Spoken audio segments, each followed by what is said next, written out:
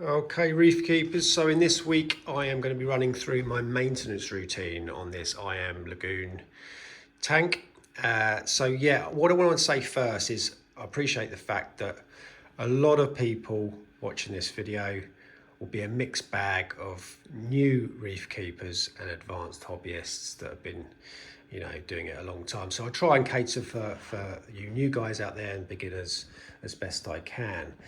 So what I'm going to be running through is obviously the full maintenance on this tank so far. It's banging on the door, a year old. So what you've got to understand is that for you new guys out there, that your maintenance routine is not set in stone. What I'm about to mention on this tank quite possibly might not be the same for your tank. Every tank is different. Every tank matures differently. So you've just got to ID what you need to do and when. Like I say, every tank is different.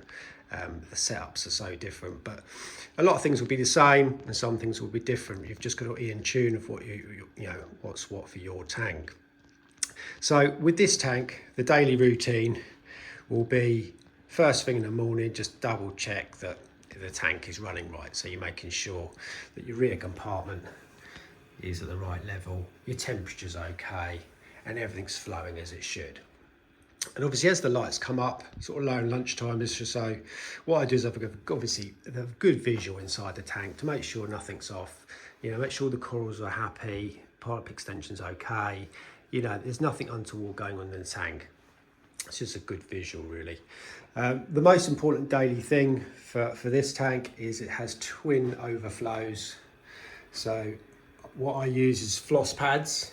I double layer them up to start with, 2 new double layer floss pads, and after about 2 days the top pad is pretty gunked up and the water starts to pool up and the water level starts raising in here. Once it gets to the level where it's not sort of dropping down, the water falling down, drawing off the surface skim of the water, then I take the first layer off and there's a fresh layer underneath.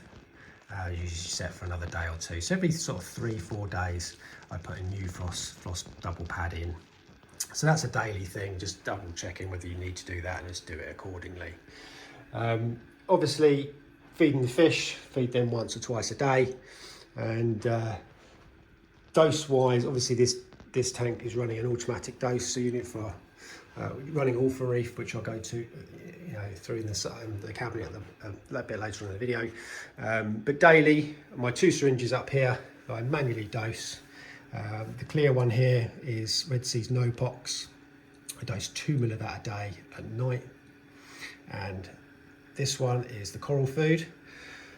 And that's Red Sea's Reef Energy AB Plus, 6 ml a day. I do that just as the lights are going down into the tank. Also just refill the syringes ready for the next day. So they're sitting up at the top of the tank here ready to rock. So it's just a good reminder as well not to forget to do it, because they're always there visually reminding me before I go to bed to dose them in manually. Next thing will be obviously clean the glass. I usually do that morning or night, either. And that's pretty much it for daily. So nothing really, it's nothing too complex or annoying to do. It's just very easy, quick things to do. So moving on to weekly. Every week I do my testing. Now, luckily for me on this tank, I only test for 3 things. The first one, the most important one that has to stay stable, and that's alkalinity. I test that. It's pretty stable in this tank.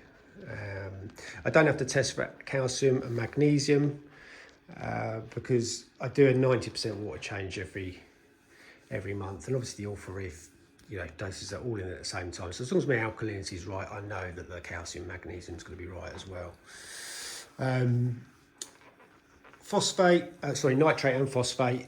I test for nitrate every week routinely, but to be honest, I've never had a reading of nitrate on this tank from day one.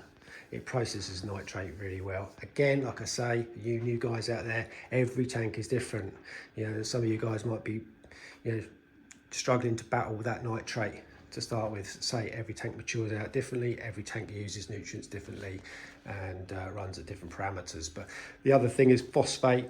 This tank's running at 0.05 4, the last test I've just done. It usually sits about that or a little bit below, which is bang right really.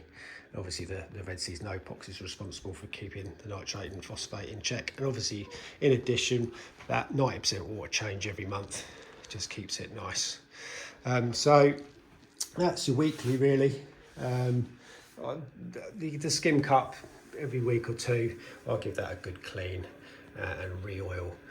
When I say re-oil, I mean that I have to, after I've cleaned it, I have to re-oil inside the inside surfaces, otherwise it pops, it starts puffing foam out the top holes.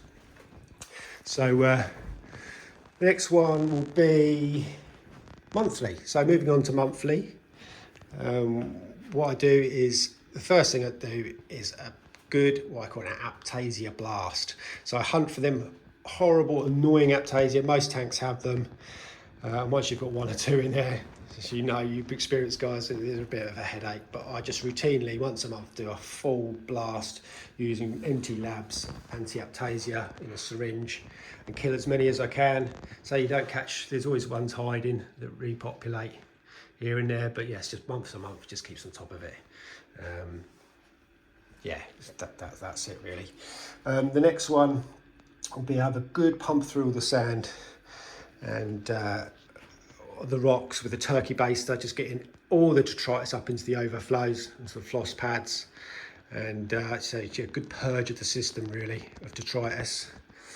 And thirdly, we did the water change, 90% water change, and a good sort of, you know, visualise on everything, see if any pumps need cleaning, etc. But the main one down in the cabinet underneath will be the ATO tank just down there. Every 3 weeks at the moment, having to fill that right up, holds 25 litres, and the dose container down here for using all for reef.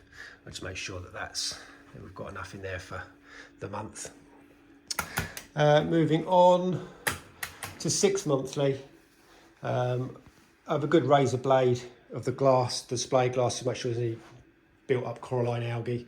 As you can see, there's loads of coralline algae crusting everywhere now, and occasionally every month or so, you know, after 6 months you can get some building up in the corners or whatnot, so just razor blade those off. I clean the return pump and the skimmer pump on 6 months as well.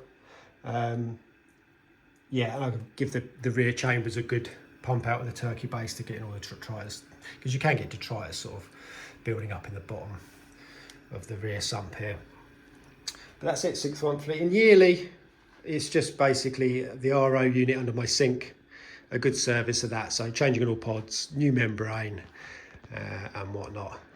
Just cleaning the pump in there and whatnot. So yeah, it's just RO servicing yearly on that. So that's it. On this tank, that's all the maintenance I'm doing on it. And it's just basically making sure your parameters are staying very stable.